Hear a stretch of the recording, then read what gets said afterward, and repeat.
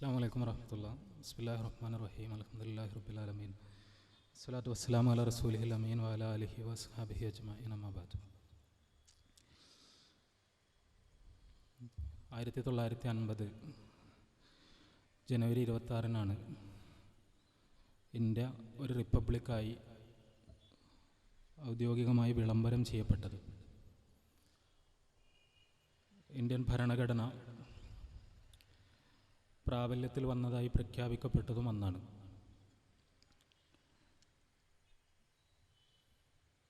India എന്ന് പറയുന്ന ആധുനിക ദേശരാഷ്ട്രത്തിൻ്റെ അതിർത്തികൾക്കുള്ളിൽ ജീവിക്കുന്ന എല്ലാ മനുഷ്യരും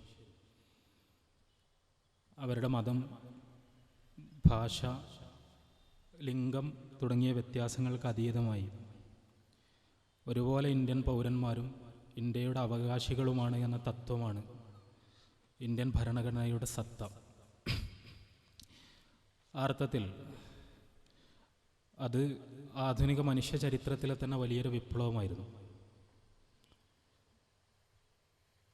ഇന്ത്യൻ ഭരണഘടനയുടെ 14-ാം വകുപ്പ് ഇന്ത്യയിലെ മുഴുവൻ മനുഷ്യരും നിയമത്തിന് മുന്നിൽ തുല്യരാണ് എന്ന് പ്രഖ്യാപിക്കുന്നുണ്ട്. ഭരണഘടനയുടെ 25 മുതൽ 28 വരെയുള്ള വകുപ്പുകൾ ഇന്ത്യയിലെ ഏതൊരു പൗരനും ഇഷ്ടമുള്ള മതം സ്വീകരിക്കുവാനും അതനുഷ്ഠിക്കുവാനും അത് പ്രചരിപ്പിക്കുവാനുമുള്ള സ്വാതന്ത്ര്യമുണ്ട് എന്ന് പ്രസ്താവിക്കുന്നുമുണ്ട്. 1950 ജനുവരി 26-ൽ നിന്ന് നീണ്ട 70 വർഷങ്ങൾ നമ്മൾ യാത്ര ചെയ്തു. 2020 ജനുവരി 25-ന് ഇന്നലെ ഡൽഹി തെരഞ്ഞെടുപ്പിൻ്റെ ഭാഗമായി നടന്നൊരു പ്രചരണ യോഗത്തിൽ ഇന്ത്യയുടെ ഇപ്പോഴത്തെ ആഭ്യന്തരമന്ത്രി അമിത് ഷാ നടത്തിയൊരു പ്രസംഗമുണ്ട്. ആ പ്രസംഗത്തിൽ അദ്ദേഹം പറഞ്ഞത് ഷാഹീൻ ബാഗുകളില്ലാത്ത ഡൽഹി സാധ്യമാക്കാൻ നിങ്ങൾ താമരക്ക് വോട്ട് ചെയ്യുക എന്നാണ്. ആ പ്രസംഗത്തിൽ തന്നെ അദ്ദേഹം നടത്തിയ കുറേ പ്രയോഗങ്ങളുണ്ട്.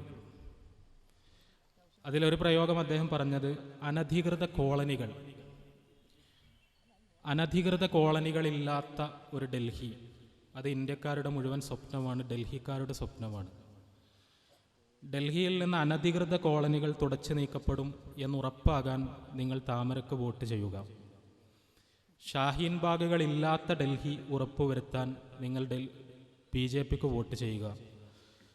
ഫെബ്രുവരി 11-ാം തീയതി ഡൽഹി തെരഞ്ഞെടുപ്പിൻ്റെ ഫലം പ്രഖ്യാപിക്കുമ്പോൾ ഷാഹീൻ ബാഗിലെ തെരുവിൽ നിന്ന് ആ സമരക്കാർ അവിടെ ഇനി തുടരരുത് എന്ന് നിങ്ങൾക്ക് ആഗ്രഹമുണ്ടെങ്കിൽ നിങ്ങൾ BJPക്ക് വോട്ട് ചെയ്യുക എന്നാണ് അദ്ദേഹം പറഞ്ഞത്. വളരെ നിഷ്കളങ്കമായൊരു നഗരത്തിൻ്റെ വികസനവുമായി ബന്ധപ്പെട്ടൊരു വർത്തമാനമായി നമ്മൾക്കിത് തോന്നാം. ഷാഹീൻ ബാഗ് ഒരു പ്രതീകമാണ്. മുസ്ലിങ്ങൾ തിങ്ങിത്താമസിക്കുന്ന ഗല്ലി എന്നതാണ് അതിൻ്റെ പ്രത്യേകത. കുറേ ദിവസങ്ങളായി അവിടെയുള്ള മുസ്ലിങ്ങൾ തെരുവിലാണ്, സ്ത്രീകളടക്കം അവർ സമരം ചെയ്തുകൊണ്ടിരിക്കുകയാണ്. ആ ഷാഹീൻ ബാഗ് ഡൽഹിയിൽ നിന്ന് വിച്ഛേദിക്കപ്പെടുമ്പോഴാണ് BJPയുടെ സങ്കല്പത്തിലുള്ള ഒരു ഡൽഹി സാർത്ഥകമാകുന്നത്. അനധികൃത കോളനി എന്ന് അമിത് ഷാ ഉദ്ദേശിക്കുന്നത് ഇന്ത്യയിൽ മുസ്ലിങ്ങൾ താമസിക്കുന്ന മുഴുവൻ പ്രദേശങ്ങളെയുമാണ്. ഇന്ത്യയിലെ മുഴുവൻ മുസ്ലിങ്ങളും അനധികൃതമായി ഈ രാജ്യത്ത് താമസിക്കുന്നവരാണ് എന്നും ഈ രാജ്യത്ത് താമസിക്കുവാൻ അധികാരമില്ലാത്തതാണ് എന്നുമുള്ള സങ്കല്പം, ആ സങ്കല്പത്തിൽ നിന്നുകൊണ്ടാണ് വളരെ ധാർഷ്ട്യത്തോടുകൂടി അദ്ദേഹം ഇത്തരം പദങ്ങൾ പ്രയോഗിക്കുന്നത്. ഡൽഹിയെ മാത്രം പരിശോധിച്ചാൽ നമ്മൾ ഇന്ന് പത്രവാർത്തകളിൽ വായിച്ചുകൊണ്ടിരിക്കുന്ന ഷാഹീൻ ബാഗ് മാത്രമല്ല, മുസ്ലിങ്ങൾ തിങ്ങിത്താമസിക്കുന്ന വിശാലമായ ഒരുപാട് പ്രദേശങ്ങൾ ഡൽഹിക്കുള്ളിലുണ്ട്. ഇന്ത്യയുടെ തലസ്ഥാനത്ത് നിന്ന് ആരംഭിച്ച് ഇന്ത്യയുടെ വ്യത്യസ്ത പ്രദേശങ്ങളിലേക്ക് പുരോഗമിക്കേണ്ട ഒരു ശുദ്ധീകരണ പ്രക്രിയയെക്കുറിച്ചാണ് യഥാർത്ഥത്തിൽ അമിത് ഷാ സൂചിപ്പിക്കുവാൻ വേണ്ടി ശ്രമിക്കുന്നത്. ഇവിടെ തന്നെയാണ് നമ്മൾ നേരിട്ടുകൊണ്ടിരിക്കുന്ന വെല്ലുവിളി എത്ര ഗൗരവമുള്ളതാണ് എന്ന് നമ്മൾ മനസ്സിലാക്കേണ്ടത്. ഇന്ത്യയുടെ ഭരണഘടനയ്ക്ക് സംഭവിക്കുന്ന ചെറിയൊരു ചതവ്, ഒരു ഒടിവ്, അല്ലെങ്കിൽ ഇന്ത്യ എന്ന് പറയുന്ന രാജ്യത്തിൻ്റെ യശസ്സിന് പറ്റുന്നൊരു കളങ്കം, അതുമല്ലെങ്കിൽ നമ്മൾ വളരെ കാൽപ്പനികമായി പ്രസംഗിച്ചുകൊണ്ടിരുന്ന മതനിരപേക്ഷ ജനാധിപത്യത്തിന് സംഭവിക്കുന്ന അന്ത്യം, ഇത്രയും ലളിതമായ വിഷയങ്ങളല്ല നമ്മുടെ രാജ്യത്ത് നടക്കാൻ പോകുന്നത് എന്ന് വളരെ ഗൗരവത്തോടു കൂടി നമ്മൾ തിരിച്ചറിഞ്ഞിട്ടില്ലെങ്കിൽ ഈ സമരത്തെ അതിൻ്റെ പ്രാധാന്യത്തിൽ നമുക്ക് മുന്നോട്ട് കൊണ്ടുപോകാൻ കഴിയില്ല എന്നാണ് എനിക്ക് തോന്നുന്നത്. ഇന്ത്യയിൽ നിന്ന് മുസ്ലിങ്ങളെ ഇല്ലാതാക്കുക, ഒരു മുസ്ലിം രഹിത ഇന്ത്യയെ സാക്ഷാത്കരിക്കുക എന്ന സ്വപ്നവുമായി 1925 മുതൽ രാജ്യത്ത് പ്രവർത്തിച്ചുകൊണ്ടിരിക്കുന്ന രാഷ്ട്രീയ സ്വയംസേവക് സംഘം അതിൻ്റെ പദ്ധതികൾ അത് പൂർത്തീകരിക്കുന്ന സഫലമാക്കിക്കൊണ്ടിരിക്കുന്ന വളരെ നിർണായകമായ ഒരു ചരിത്ര സന്ധിയാണിത്. അതിൻ്റെ എല്ലാ ഗൗരവത്തിലും ഉൾക്കൊള്ളാൻ നമ്മൾക്ക് കഴിയണം. ഇവിടെ 1947 ഓഗസ്റ്റ് 15 ഇന്ത്യ ഒരു ജനാധിപത്യ മതനിരപേക്ഷ റിപ്പബ്ലിക്കായി പ്രഖ്യാപിക്കപ്പെട്ടത് മുതൽ അതിനെ അങ്ങനെ അല്ലാതാക്കാൻ, ഇന്ത്യയിൽ നിന്ന് മുസ്ലിങ്ങളെ പുറത്താക്കാൻ, അല്ലെങ്കിൽ അവരെ വംശഹത്യ ചെയ്യാൻ വളരെ സമർത്ഥമായ പദ്ധതികൾ നടപ്പിലാക്കിക്കൊണ്ടിരിക്കുന്ന ഒരു സംഘമാണത്. 1923 സാവർക്കറുടെ ഹിന്ദുത്വം എന്ന് പറയുന്ന പുസ്തകം പ്രസിദ്ധീകരിക്കപ്പെടുന്നത്. വിനായക ദാമോദർ സാവർക്കറെ പ്രത്യേകമായി പരിചയപ്പെടുത്തേണ്ടതുണ്ട് എന്നെനിക്ക് തോന്നുന്നില്ല.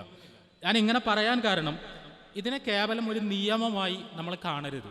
പലർക്കും സംഭവിക്കുന്ന ഒരു അബദ്ധം, CAA എന്ന് പറയുമ്പോൾ ആ നിയമത്തിൻ്റെ അക്ഷരങ്ങൾ വായിച്ച് അതിൻ്റെ വാക്കുകൾ പരിശോധിച്ച് അതിലെ വകുപ്പുകൾ നോക്കി അതിൻ്റെ ഭരണഘടനാ വിരുദ്ധത പരിശോധിച്ചുകൊണ്ട് മാത്രം ചർച്ച ചെയ്യാൻ കഴിയുന്നൊരു വിഷയമല്ല ഇത്. ഈ നിയമം പ്രഖ്യാപിക്കുന്നത് ഭാരതീയ ജനതാ പാർട്ടിയാണ്. ഭാരതീയ ജനതാ പാർട്ടി എന്ന് പറയുന്നത് RSSൻ്റെ രാഷ്ട്രീയ രൂപമാണ്. രാഷ്ട്രീയ സ്വയം സേവക് സംഘം ഇങ്ങനെയൊരു നിയമം പ്രഖ്യാപിക്കുമ്പോൾ RSSനൊരു ചരിത്രമുണ്ട്, RSSനൊരു പ്രത്യയശാസ്ത്രമുണ്ട്, RSSന് ഇന്ത്യയെക്കുറിച്ചുള്ളൊരു സങ്കല്പമുണ്ട്. ആ സങ്കല്പം യാഥാർത്ഥ്യമാക്കാൻ വേണ്ടി RSS നീണ്ട 7 പതിറ്റാണ്ടുകൾ നടത്തിയ കഠിനാധ്വാനത്തിൻ്റെ ഒരു തരത്തിൽ പറഞ്ഞാലുള്ളൊരു പരിസമാപ്തിയിലേക്കുള്ള നടന്നുകയറലാണ് ഈ നിയമം. അതുകൊണ്ട് തന്നെ ആ നിയമത്തിൻ്റെ കേവലമായ അക്ഷരങ്ങൾക്കപ്പുറത്ത് അതിന് പിന്നിലുള്ള അജണ്ടയെ, അതിന് പിന്നിലുള്ള പ്രത്യയശാസ്ത്രത്തെ, അതിന് പിന്നിലുള്ള ചേതോവികാരത്തെ അതിൻ്റെ എല്ലാ ആഴത്തിലും തിരിച്ചറിഞ്ഞുകൊണ്ട് വേണം നമ്മൾ ഈ പ്രശ്നത്തെ സമീപിക്കാൻ എന്നെനിക്ക് തോന്നുന്നു. വളരെ ചുരുങ്ങിയൊരു ആമുഖം നമ്മുടെ ചർച്ചയെ സ്നിഗ്ധമാക്കുന്നതിന് വേണ്ടി മാത്രം ഇവിടെ അവതരിപ്പിക്കുകയാണ്.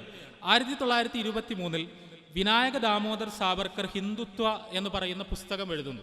ആ പുസ്തകത്തിൽ അദ്ദേഹം വളരെ കൃത്യമായി തന്നെ പറഞ്ഞ ഒരു കാര്യമുണ്ട്. സാവർക്കർ പറഞ്ഞത്, ഇന്ത്യയിലെ മുസ്ലിങ്ങൾ, ആ മുസ്ലിങ്ങൾക്ക് എന്തു തന്നെയായാലും ഇന്ത്യക്കാരാവാൻ കഴിയില്ല. കാരണം അവർ വിശ്വാസപരമായി വിദേശികളാണ്. അവരുടെ വേദഗ്രന്ഥങ്ങൾ ഇന്ത്യക്ക് പുറത്താണ്, അവരുടെ പ്രവാചകന്മാർ ഇന്ത്യക്ക് പുറത്താണ്, അവരുടെ വിശുദ്ധ സ്ഥലങ്ങൾ ഇന്ത്യക്ക് പുറത്താണ്.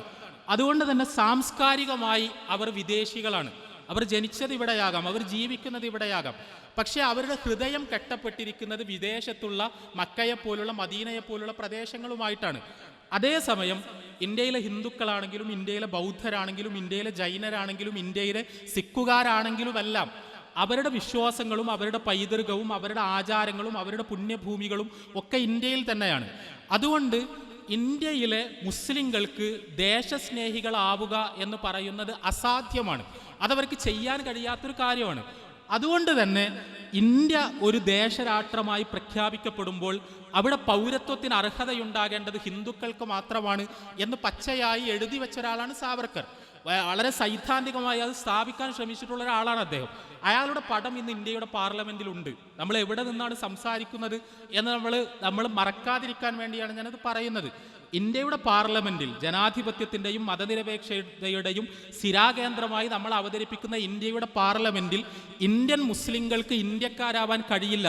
അവരുടെ മനസ്സ് വിദേശത്താണ് കെട്ടിയിടപ്പെട്ടിരിക്കുന്നത്. അതുകൊണ്ട് അവർക്ക് ദേശസ്നേഹം ഉണ്ടാവില്ല, അവർക്ക് ഇന്ത്യയിൽ പൗരത്വം കൊടുക്കരുത് എന്ന് സൂചിപ്പിച്ച ഒരാളുടെ പടം വളരെ ബഹുമാനപൂർവ്വം ഇന്ത്യയുടെ പാർലമെന്റിനുള്ളിൽ അനാച്ഛാദനം ചെയ്യപ്പെട്ട ഒരു കാലഘട്ടത്തിലാണ് നമ്മൾ ജീവിക്കുന്നത്. ആ സാവർക്കർ അദ്ദേഹത്തിൻ്റെ പ്രസംഗങ്ങളിൽ വളരെ തീവ്രമായി അദ്ദേഹം അവതരിപ്പിച്ചുകൊണ്ടിരുന്നത് ഇന്ത്യ ആവേണ്ടത് ഇറ്റലിയെ പോലെയാണ്, അല്ലെങ്കിൽ ഇന്ത്യ ആവേണ്ടത് ജർമ്മനിയെ പോലെയാണ് എന്നാണ്. ജർമ്മനിയിൽ അഡോൾഫ് ഹിറ്റ്ലർ ഭരിച്ചുകൊണ്ടിരുന്ന സമയം അവിടെ ഹിറ്റ്ലർ ജർമ്മൻ ദേശരാഷ്ട്രത്തെക്കുറിച്ച് പറഞ്ഞ കുറേ കാര്യങ്ങളുണ്ട്. ആ കാര്യങ്ങൾ നമ്മളുടെയൊക്കെ ഓർമ്മയിലുണ്ടാകും. നമ്മൾ ഈ പറയുന്ന ഇപ്പോൾ ഇന്ത്യ ഭരിച്ചുകൊണ്ടിരിക്കുന്ന ഹിന്ദുത്വ ഭീകരതയുടെ വക്താക്കൾ അവരുടെ മുഖത്ത് നമ്മൾ കാണുന്നത് ഹിറ്റ്ലറിനെയാണ്, ഹിറ്റ്ലറിൻ്റെ സിദ്ധാന്തങ്ങളെയാണ്, ഹിറ്റ്ലറിൻ്റെ പ്രത്യയശാസ്ത്രത്തെയാണ്. ഹിറ്റ്ലർ അന്ന് ജർമ്മനിയെക്കുറിച്ച് അവതരിപ്പിച്ച ഒരു കാര്യം, ജർമ്മനി ഇത്ര ഒരു ചെറിയ രാജ്യമാകാൻ പാടില്ല എന്നാണ്. ജർമ്മനി ലോകത്തെ ഏറ്റവും മികച്ച രാഷ്ട്രമാണ്, ലോകത്ത് ഏറ്റവും ശക്തി ഉണ്ടാകേണ്ട ദേശരാഷ്ട്രമാണ്, ഏറ്റവും ഉജ്ജ്വലമായ പൈതൃകമുള്ള രാഷ്ട്രമാണ്. അതുകൊണ്ട് ജർമ്മനിയെ ഇങ്ങനെ ചുരുക്കി വെക്കുക എന്നത്, ജർമ്മനി ചെറിയൊരു രാജ്യമാവുക എന്നത് ശത്രുക്കളുടെ താല്പര്യമാണ്. ഇവിടെ ഉള്ള വിദേശികൾ ജർമ്മനിയോടുള്ള വിദ്വേഷം കൊണ്ട് 1-ാം ലോക മഹായുദ്ധത്തിലൂടെ ജർമ്മനിയുടെ അതിർത്തികൾ വെട്ടിച്ചുരുക്കി. ജർമ്മനി ആര്യന്മാരുടെ നാടാണ്. ആര്യന്മാർ ലോകത്തിലെ ഏറ്റവും മികച്ച വംശമാണ്. ആര്യന്മാർ ലോകം ഭരിക്കാനായി പിറവിയെടുത്ത വംശമാണ്. ആ ആര്യന്മാരുടെ നാടാണ് ജർമ്മനി. അതുകൊണ്ട് ഈ ജർമ്മനിയുടെ അതിർത്തികളെ വികസിപ്പിച്ചു കൊണ്ടുവന്ന് ആര്യന്മാർക്ക് യഥാർത്ഥത്തിൽ അർഹതപ്പെട്ട തരത്തിൽ ഒരു പ്രവിശാലമായ ഒരു ജർമ്മനിയെ കെട്ടിപ്പടുക്കാൻ നമുക്ക് കഴിയണം. എന്നിട്ട് അദ്ദേഹം ചെയ്യുന്നത് അയൽനാടുകൾക്കെതിരായ വിദ്വേഷം പ്രചരിപ്പിക്കുകയാണ്.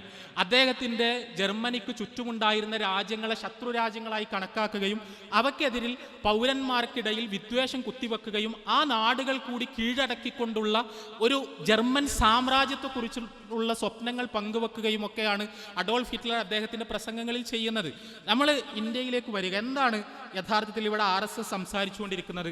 RSS സംസാരിച്ചുകൊണ്ടിരിക്കുന്നത് ഇന്ത്യൻ ദേശീയതയെക്കുറിച്ചാണ്.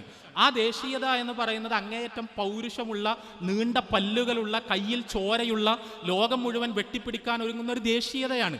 ഈ ദേശീയത എന്ന് പറയുന്നൊരു സങ്കല്പം, അതിന് അപകടകരമായ കുറേ തലങ്ങളുണ്ട്. നമ്മളുടെ ഉമ്മയുടെയും ഉപ്പയുടെയും മകനായി ഇന്ത്യയിലാണ് ജനിച്ചത് എന്നതുകൊണ്ടാണ് നമ്മൾ ഇന്ത്യക്കാരനായത്.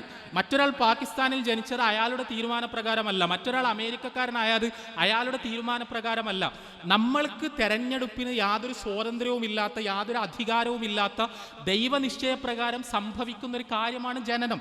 ആ ജനനത്തിൻ്റെ അടിസ്ഥാനത്തിൽ ഏതെങ്കിലും ഒരു നാട്ടിൽ പിറന്നവർക്ക് മഹത്വം കൽപ്പിക്കുകയോ മറ്റേതെങ്കിലും നാട്ടിൽ പിറന്നവർക്ക് എന്തെങ്കിലും അധമത്വമുണ്ട് എന്ന് കരുതുകയോ അവരോട് വിദ്വേഷം വെച്ച് പുലർത്തുകയോ അവരോടുള്ള ശത്രുത കൊണ്ട് ജീവിതത്തെ ഉന്മത്തമാക്കി ജീവിതം നശിപ്പിച്ചു തീർക്കുകയോ ഒക്കെ ചെയ്യുന്നത് ഒരു ജീവിതത്തിൽ, ഒരു മനുഷ്യായുസിൽ ഒരാൾക്ക് സ്വീകരിക്കാൻ കഴിയുന്ന ഏറ്റവും ഭ്രാന്തമായ, അതിസങ്കുചിതമായ നിലപാടാണ്. ദേശീയത എന്ന് പറയുമ്പോൾ നമ്മളൊരു രാജ്യത്ത് ജീവിക്കുന്നു, ആ രാജ്യത്തിൻ്റെ പുരോഗതി നമ്മൾ ആഗ്രഹിക്കുന്നു, ആ രാജ്യത്തിൻ്റെ നിയമവ്യവസ്ഥയെ നമ്മൾ മാനിക്കുന്നു, ആ രാജ്യത്തിൻ്റെ കെട്ടുറപ്പിന് വേണ്ടി നമ്മൾ നിലപാടുകൾ സ്വീകരിക്കുന്നു. ഇതാണ് മാനവികമായ ദേശീയത എന്ന് പറയുന്നത്. RSSന്റെ ദേശീയത അതല്ല. അതുകൊണ്ട് തന്നെ അഖണ്ഡ ഭാരതം എന്ന പ്രസ്താവന RSS നേതാക്കളിൽ നിന്ന് പലതവണ നമ്മൾ കേട്ടിട്ടുണ്ടാകും. RSSനെ സംബന്ധിച്ചിടത്തോളം ഇന്ത്യക്ക് ബ്രിട്ടീഷുകാർ വരച്ച അതിർത്തി വരകൾ, ആ അതിർത്തി വരകൾ ഹിന്ദുത്വത്തിനേറ്റ കളങ്കമാണ്. കാരണം ഹിന്ദുവിൻ്റെ ഭൂമി അത് ഇന്ത്യ മഹാസമുദ്രം മുതൽ ഹിമാലയം വരെ പരന്നു കിടക്കുന്നതാണ് ഹിന്ദുവിൻ്റെ ഭൂമി എന്ന് പറയുന്നത്. ചരിത്രത്തിൽ അങ്ങനെ ആയിരുന്നു എന്നാണ് RSSകാരുടെ വിചാരം. അതുകൊണ്ട് തന്നെ രാഷ്ട്രീയ സ്വയം സേവക സംഘത്തിൻ്റെ വീക്ഷണപ്രകാരം അഫ്ഗാനിസ്ഥാൻ ഇന്ത്യയുടെ ഭാഗമാണ്, ബംഗ്ലാദേശ് ഇന്ത്യയുടെ ഭാഗമാണ്, പാകിസ്ഥാൻ ഇന്ത്യയുടെ ഭാഗമാണ്. അന്യായമായി, അനധികൃതമായി ഹിന്ദുവിൽ നിന്ന് തട്ടിയെടുക്കപ്പെട്ട ഭൂമികളാണ് ഇതൊക്കെ തന്നെ. ഹിറ്റ്ലറെ മാതൃകയാക്കിക്കൊണ്ടാണ് ഇവർ ഈ സംസാരങ്ങൾ നടത്തുന്നത്. അതുകൊണ്ട് നമ്മൾക്ക് ഒരു അഖണ്ഡ ഭാരതത്തിൻ്റെ പുനഃസൃഷ്ടി ആവശ്യമാണ്. ഹിന്ദുവിന് ഈ വിശാലമായ ഭൂമി മുഴുവൻ വീണ്ടെടുക്കണം എന്നിടത്ത് നിന്നാണ് ഇവരുടെ ദേശീയ വിഭാവനം തന്നെ ആരംഭിക്കുന്നത്. പാകിസ്ഥാൻ വിരോധത്തെ ഒരു പനിയാക്കി വളർത്തിക്കൊണ്ടുവന്നുകൊണ്ട് ഇന്ത്യയിലെ മുസ്ലിങ്ങൾ പാകിസ്ഥാനികളോടുള്ള, അല്ലെങ്കിൽ ഇന്ത്യക്കാർ പാകിസ്ഥാനോടുള്ള വിദ്വേഷം കൊണ്ട് പല്ലിറുമ്മി ജീവിതം തീർക്കണം, ആയുസ് തീർക്കണം എന്ന് പഠിപ്പിക്കുന്ന തരത്തിലുള്ളൊരു ദേശീയതയുടെ ഉള്ളിലുള്ള വികാരം എന്ന് പറയുന്നത് അത് യഥാർത്ഥത്തിൽ ഹിന്ദുവിൻ്റെ ഭൂമിയാണ്. ആ ഭൂമി മുസ്ലിങ്ങൾ തട്ടിയെടുത്തിരിക്കുന്നു, അത് ഇന്നല്ലെങ്കിൽ നാളെ നമ്മൾ തിരിച്ചെടുക്കണം എന്ന വളരെ തീവ്രമായ, യുദ്ധോത്സുകമായ ഒരു ദേശീയ വികാരമാണ്. നമ്മൾ പുതിയ CAA എന്ന് പറയുന്ന നിയമത്തിൻ്റെ ടേംസ് നിങ്ങൾ ശ്രദ്ധിച്ചു നോക്കുക. പാകിസ്ഥാൻ, അഫ്ഗാനിസ്ഥാൻ, ബംഗ്ലാദേശ്. ആ തെരഞ്ഞെടുപ്പ് യാദൃച്ഛികമേ അല്ല. കാരണം യഥാർത്ഥത്തിൽ ഹിന്ദുവിൻ്റെ ഭൂമിയായ ഈ പ്രദേശങ്ങളിൽ ഹിന്ദുക്കൾ പീഡിപ്പിക്കപ്പെടുന്നു. അങ്ങനെ ഹിന്ദുക്കൾ പീഡിപ്പിക്കപ്പെടുമ്പോൾ RSSകാർ പറയുന്നതാണ് ഞാൻ പറയുന്നത്, അല്ലാതെ അവിടെ ഹിന്ദുക്കൾ പീഡിപ്പിക്കപ്പെടുന്നുണ്ടോ ഇല്ലേ എന്നതല്ല. അങ്ങനെ ഹിന്ദുക്കൾ പീഡിപ്പിക്കപ്പെടുന്നത് കൊണ്ട് അവരെ ഇന്ത്യയിലേക്ക് കൊണ്ടുവന്ന് സംരക്ഷിക്കുവാൻ ഇന്ത്യക്ക് ബാധ്യതയുണ്ട്. എന്തുകൊണ്ട്? RSSകാരുടെ വീക്ഷണത്തിൽ ഇന്ത്യ ഒരു ഹിന്ദു രാജ്യമാണ്. ഇപ്പോഴും വിശാലമായൊരു ഹിന്ദു ഭൂമിയിൽ ഹിന്ദു രാജ്യമായി നിലനിൽക്കുന്നത് ഇന്ത്യയാണ്. അതുകൊണ്ട് ഇന്ത്യയിൽ അവരെ കൊണ്ടുവന്ന് സംരക്ഷിക്കുവാൻ ഇന്ത്യക്ക് ബാധ്യതയുണ്ട്. എന്നാൽ അവിടെ മുസ്ലിങ്ങൾ പീഡിപ്പിക്കപ്പെടുന്നുണ്ടെങ്കിലോ, മ്യാൻമറിൽ മുസ്ലിങ്ങൾ പീഡിപ്പിക്കപ്പെടുന്നുണ്ടെങ്കിലോ, ശ്രീലങ്കയിൽ മുസ്ലിങ്ങൾ പീഡിപ്പിക്കപ്പെടുന്നുണ്ടെങ്കിലോ അവരെ സംരക്ഷിക്കുവാനുള്ള ഉത്തരവാദിത്തം ഇന്ത്യക്കില്ല. എന്തുകൊണ്ടെന്നാൽ ഇന്ത്യ ഒരു ഹിന്ദു രാജ്യമാണ്.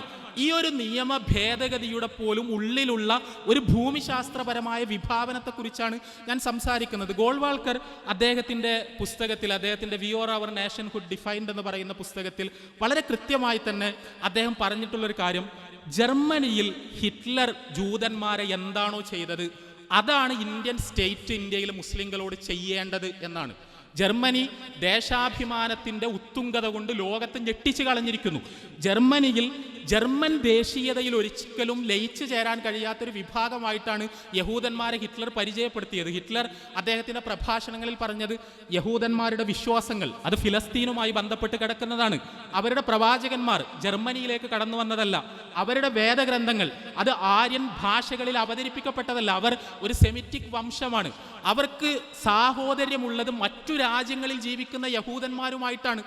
ജർമ്മനിയിലെ യഹൂദന്മാർക്ക് സാഹോദര്യമുള്ളത് മറ്റു രാജ്യങ്ങളിൽ ജീവിക്കുന്ന യഹൂദന്മാരുമായിട്ടാണ്.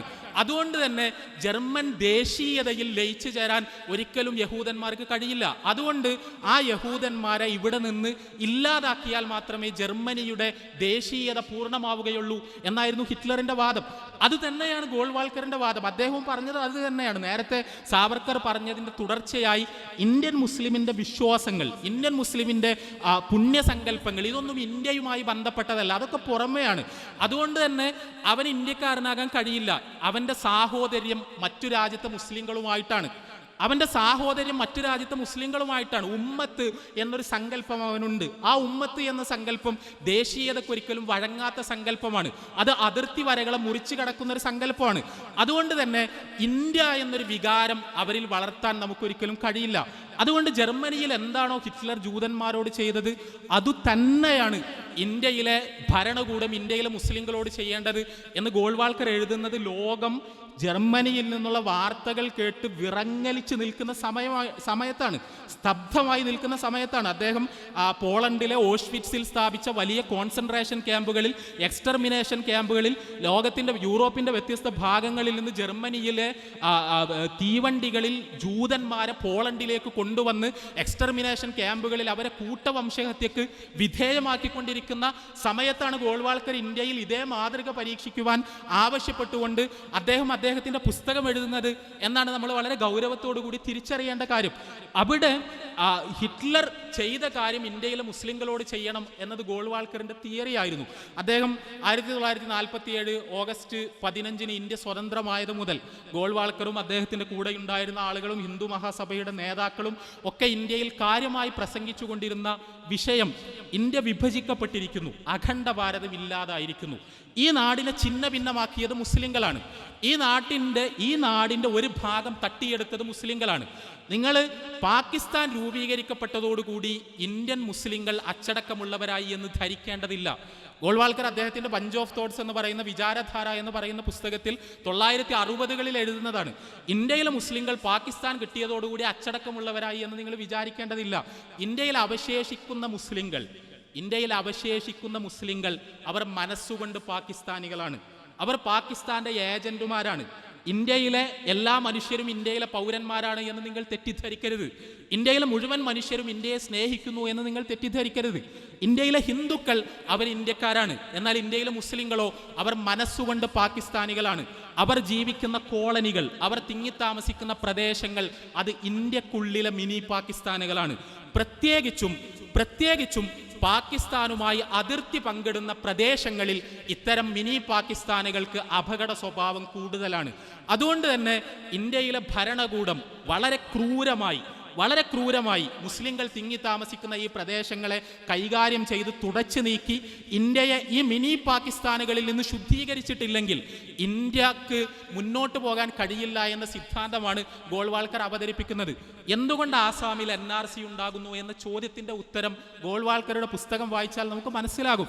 ആസാം എന്ന് പറയുന്നത് കിഴക്കൻ പാകിസ്ഥാൻ എന്ന് നേരത്തെ നമ്മൾ വിളിച്ചിരുന്ന ബംഗ്ലാദേശുമായി അതിർത്തി പങ്കിടുന്ന മുസ്ലിങ്ങൾ തിങ്ങി താമസിക്കുന്ന ഒരു പ്രദേശമാണ്. ആ പ്രദേശത്തുള്ള മുസ്ലിം ജനത RSSന്റെ വീക്ഷണത്തിൽ പാകിസ്ഥാന്റെ ഏജന്റുമാരാണ്.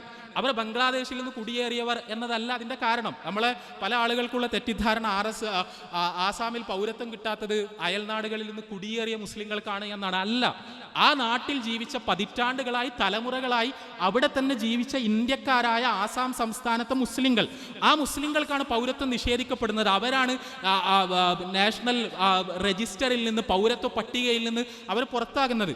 അവിടെ എന്തുകൊണ്ട് ഡിറ്റൻഷൻ ക്യാമ്പുകൾ ഉണ്ടാകുന്നു? അവിടെ എന്തുകൊണ്ട് ഭീകരമായ അടിച്ച അടിച്ചമർത്തലുകൾ ഉണ്ടാകുന്നു? ആ ചോദ്യത്തിന്റെ ഉത്തരം RSSന്റെ തിയറി പ്രകാരം അതൊരു മിനി പാകിസ്ഥാനാണ്. അമിത്ഷായുടെ തിയറി പ്രകാരം ഷാഹിൻ ബാഗ് മറ്റൊരു മിനി പാകിസ്ഥാനാണ്. അങ്ങനെ ഇന്ത്യയിൽ ഉടനീളമുള്ള മിനി പാകിസ്ഥാനുകൾ, മുസ്ലിങ്ങൾ തിങ്ങി താമസിക്കുന്ന പ്രദേശങ്ങൾ ഇന്ത്യയിൽ നിന്ന് തുടച്ചു നീക്കുകയും ശേഷം മുസ്ലിങ്ങളെ സമ്പൂർണ്ണമായി വംശഹത്യ ചെയ്യുകയും ചെയ്യുക, ഹിറ്റ്ലർ ചെയ്തതുപോലെ എന്നത് തന്നെയാണ് രാഷ്ട്രീയ സ്വയം സേവക സംഘത്തിന്റെ പ്രത്യയശാസ്ത്രം.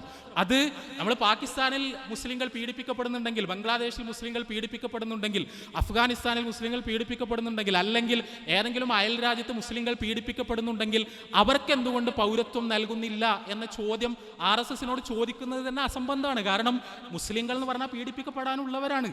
മുസ്ലിങ്ങൾ എന്ന് പറയുന്നത് പീഡിപ്പിക്കപ്പെടാനുള്ളവരാണ്. അത് ഒന്നുകിൽ RSS പീഡിപ്പിക്കണം, അല്ലെങ്കിൽ വേറെ ആരെങ്കിലും പീഡിപ്പിക്കണം.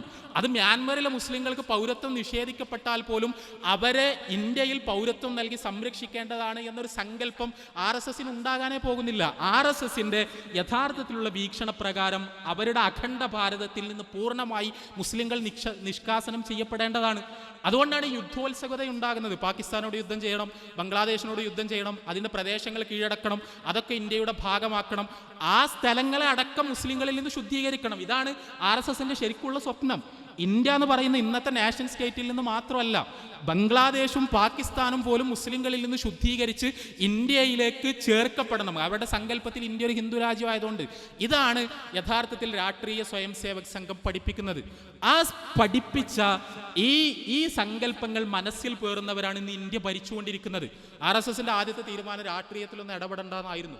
സ്വാതന്ത്ര്യ സമരകാലത്ത് അതൊരു പൊളിറ്റിക്കൽ പ്ലാറ്റ്ഫോം അല്ല, അത് നേർക്ക് നേരെ തെരഞ്ഞെടുപ്പുകളിൽ പങ്കെടുക്കുന്ന ഒരു രാഷ്ട്രീയ പാർട്ടിയല്ല, ഹിന്ദു മഹാസഭയാണ്, കുറേയൊക്കെ ഒരു രാഷ്ട്രീയ മുഖമുണ്ടായിരുന്ന സംഘടന. പക്ഷേ 1948 ജനുവരി 30 ഗാന്ധിയെ വധിക്കുകയും RSS നിരോധിക്കപ്പെടുകയും ചെയ്തതോടുകൂടി ഇന്ത്യൻ ഗവൺമെന്റിൽ നേർക്ക് നേരെ ഇടപെട്ടാൽ മാത്രമേ, ഇതൊരു ജനാധിപത്യമായി പ്രഖ്യാപിക്കപ്പെട്ട സ്ഥിതിക്ക് സ്വപ്നങ്ങൾ സാക്ഷാത്കരിക്കാൻ കഴിയൂ എന്ന് തിരിച്ചറിഞ്ഞുകൊണ്ടാണ് ജനസംഘം എന്ന് പറയുന്ന പ്രസ്ഥാനം RSS ഉണ്ടാക്കുന്നത്. ശ്യാമപ്രസാദ് മുഖർജി ആയിരുന്നു അതിൻ്റെ തലപ്പത്തുണ്ടായിരുന്ന ആൾ.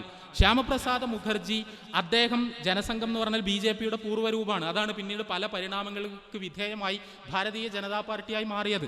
ജനസംഘത്തിൻ്റെ നേതാവായിരുന്ന, നെഹ്റു മന്ത്രിസഭയിൽ ആദ്യം അംഗമായിരുന്ന, പിന്നീട് അതിൽ നിന്ന് രാജിവെച്ചുകൊണ്ട് ജനസംഘം രൂപീകരിച്ച ശ്യാമപ്രസാദ് മുഖർജി, അന്ന് അദ്ദേഹം നടത്തിയ പ്രഭാഷണങ്ങളും മുദ്രാവാക്യങ്ങളും പരിശോധിച്ചാൽ ഇന്ന് മോദിയും അമിത്ഷായും പറയുന്നതിൽ നിന്ന് അതിന് യാതൊരു വ്യത്യാസമില്ല. അന്ന് അദ്ദേഹം അതാണ് പറയാൻ തുടങ്ങിയത്. ആ പാർട്ടി ഉണ്ടാക്കിയ സമയത്ത് അദ്ദേഹം പറയാൻ തുടങ്ങിയ കാര്യം അതാണ്. അന്ന് നെഹ്റുവും ലിയാഖത്ത് അലിയും, പാകിസ്ഥാന്റെ പ്രതിനിധിയായി ലിയാഖത്ത് അലിയും തമ്മിലൊരു കരാർ ഒപ്പുവെച്ചു. ആ കരാർ പ്രകാരം രണ്ട് രാജ്യത്തെയും ഭരണകൂടങ്ങൾ അവിടെയുള്ള ന്യൂനപക്ഷങ്ങളെ സംരക്ഷിക്കണം, ആ ന്യൂനപക്ഷങ്ങളുടെ ജീവനും സ്വത്തും ഉറപ്പുവരുത്തണം. ഇതായിരുന്നു ആ കരാറിന്റെ സത്ത. ഈ കരാറിനെതിരെ പ്രതിഷേധങ്ങൾ സംഘടിപ്പിച്ചുകൊണ്ടാണ് ഇന്ത്യയിൽ ഒരു രാഷ്ട്രീയ പാർട്ടി ഉണ്ടാകുന്നത്. നമ്മൾ ആലോചിച്ച് നോക്കുക, ഇന്ത്യയിൽ ഒരു രാഷ്ട്രീയ പാർട്ടി ജന്മം കൊള്ളുന്നത് നെഹ്റു ലിയാഖത്ത് അലി പാക്റ്റിന്റെ രണ്ട് രാജ്യത്തെയും ന്യൂനപക്ഷങ്ങൾ സംരക്ഷിക്കപ്പെടുക എന്ന അന്തസത്തയെ ചോദ്യം ചെയ്തുകൊണ്ടാണ്. എന്നിട്ട് ശ്യാമപ്രസാദ് മുഖർജി അദ്ദേഹം പറഞ്ഞത് ഇന്ത്യയുടെ അതിർത്തി പ്രദേശങ്ങളിലുള്ള മുസ്ലിങ്ങളെ, ബംഗ്ലാദേശിന്റെ അതിർത്തി പ്രദേശങ്ങളിലുള്ള, ഇന്ന് നമ്മൾ ബംഗ്ലാദേശ് എന്ന് വിളിക്കുന്ന അന്നത്തെ കിഴക്കൻ പാകിസ്ഥാന്റെ അതിർത്തി പ്രദേശങ്ങളിലുള്ള മുസ്ലിങ്ങളെ നമുക്ക് അങ്ങോട്ട് കൊടുക്കാം, അവിടുത്തെ ഹിന്ദുക്കളെ നിന്നിട്ട് തിരിച്ചു വാങ്ങാം എന്നാണ്. ഇവിടെയുള്ള മുസ്ലിങ്ങളെ, അവിടെ ജീവിക്കുന്ന അവിടുത്തെ പൗരന്മാരായ മുസ്ലിങ്ങളെ നമ്മൾക്ക് അങ്ങോട്ട് കൊടുക്കാം, എന്നിട്ട് അവിടെയുള്ള ഹിന്ദുക്കളെ ഇങ്ങോട്ട് വാങ്ങാം, എന്നിട്ട് ആ കിഴക്കൻ പാകിസ്ഥാന്റെ കുറേ ഭാഗങ്ങൾ നമുക്ക് ആക്രമിച്ച് കീഴടക്കാം, ആ ഭാഗത്ത് ഈ ഹിന്ദുക്കളെ പുനരധിവസിപ്പിക്കാം. ഇത് ഇന്ത്യൻ ജനാധിപത്യത്തിൽ വോട്ട് തേടി വന്നൊരു പ്രസ്ഥാനത്തിന്റെ നേതാവ് പറഞ്ഞതാണ്. അവിടെ നിന്നാണ് ഈ സങ്കല്പങ്ങളൊക്കെ ഉണ്ടാകുന്നത്. അതുകൊണ്ട് തന്നെ വളരെ ഗൗരവത്തിൽ നമ്മൾ തിരിച്ചറിയേണ്ട കാര്യം, ഇതൊരു ചെറിയ വിഷയമല്ല. ഇത് നമ്മൾ വിചാരിക്കുന്നത് പോലെ ഏതെങ്കിലും നമ്മൾ സാമ്പത്തിക പ്രശ്നങ്ങളുടെയോ അഴിമതിയുടെയോ ഒന്നും കൂട്ടത്തിൽ ചർച്ച ചെയ്യേണ്ട ഒരു പ്രശ്നമല്ല. അത് ഇന്ത്യയിലെ എല്ലാ രാഷ്ട്രീയ പാർട്ടികളും അഴിമതി നടത്തുന്നുണ്ടാവും, ഇന്ത്യയിലെ എല്ലാ രാഷ്ട്രീയ പാർട്ടികളും സാമ്പത്തിക ക്രമക്കേട് നടത്തുന്നുണ്ടാകും. പക്ഷേ ഇന്ത്യയിൽ മുസ്ലിം ജിനോസൈഡ്, മുസ്ലിം വംശഹത്യ, മുസ്ലിം രഹിത ഇന്ത്യ എന്ന സ്വപ്നമുള്ള ഒരേ ഒരു രാഷ്ട്രീയ പാർട്ടി മാത്രമേ ഉള്ളൂ. അത് ഭാരതീയ ജനതാ പാർട്ടിയാണ്.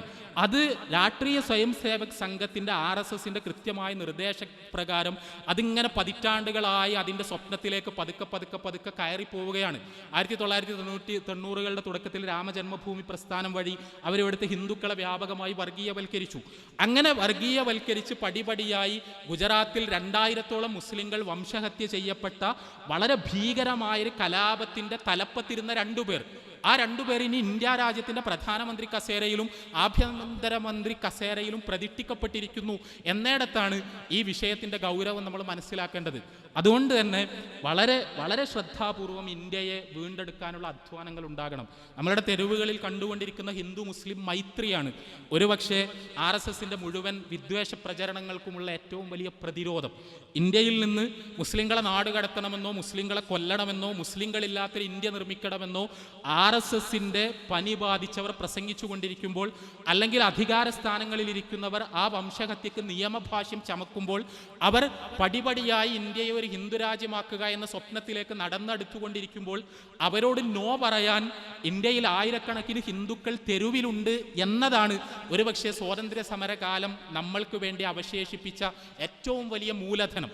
മഹാത്മാഗാന്ധിയെപ്പോലെ ഒരു ഹിന്ദു ഉണ്ടായി എന്നത് അദ്ദേഹം ഇന്ത്യയിലെ ഹിന്ദുക്കളോട് ഹിന്ദു മുസ്ലിം മൈത്രിയുടെ ആവശ്യത്തെക്കുറിച്ച് സംസാരിച്ചു എന്നത് ദേശീയ പ്രസ്ഥാനത്തിൻ്റെ പ്രധാനപ്പെട്ട ഒരു പ്രമേയവും മുദ്രാവാക്യവുമായി ഹിന്ദു മുസ്ലിം മൈത്രി ഉയർന്നു നിന്നു എന്നത് നമ്മളുടെ ഇന്ത്യൻ ദേശീയതയുടെ ഭാഗമായി ആ ഹിന്ദു മുസ്ലിം മൈത്രിയുടെ സന്ദേശങ്ങൾ പല രീതിയിൽ നമ്മളുടെയൊക്കെ മനസ്സുകളിലേക്ക് പ്രസരിപ്പിക്കപ്പെട്ടു എന്നതാണ് ഒരുപക്ഷെ ഈ കാലത്ത് അതിജീവിക്കുവാനുള്ള നമ്മളുടെ ഏറ്റവും വലിയ മൂലധനം.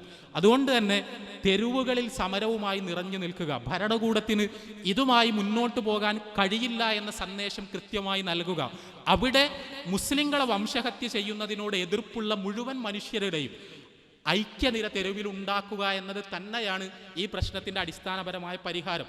അത് കോടതിയെ പ്രശ്നം ബോധ്യപ്പെടുത്താനും സർക്കാരിനെ പ്രശ്നത്തിൻ്റെ ഗൗരവം അല്ലെങ്കിൽ അത് എത്രത്തോളം പ്രയാസകരമാണ് ഇതുമായി മുന്നോട്ട് പോകലെന്ന് ബോധ്യപ്പെടുത്താനും അന്താരാഷ്ട്ര സമൂഹത്തെ ബോധ്യപ്പെടുത്താനും ഒക്കെയുള്ള അടിസ്ഥാനപരമായ വഴി ജനത തെരുവിലുണ്ടാവുക എന്നത് തന്നെയാണ്.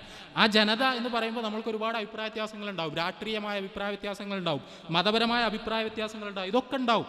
പക്ഷെ അതിനപ്പുറത്ത് ഇന്ത്യയിൽ നിന്ന് മുസ്ലിങ്ങളെ പുറത്താക്കേണ്ടതുണ്ടോ എന്ന് ചോദിച്ചാൽ ഇല്ല എന്ന് ഉത്തരം പറയുന്ന മുഴുവൻ മനുഷ്യരെയും ഒരുമിച്ച് അണിനിരത്തിക്കൊണ്ടുള്ള ഒരു മാനവിക ഐക്യനിരയാണ് യഥാർത്ഥത്തിൽ ഇന്ത്യയിൽ ഉണ്ടാകേണ്ടത്. അത് ഉണ്ടായിക്കൊണ്ടിരിക്കുന്നു എന്നതാണ് നമ്മുടെ ശുഭപ്രതീക്ഷ.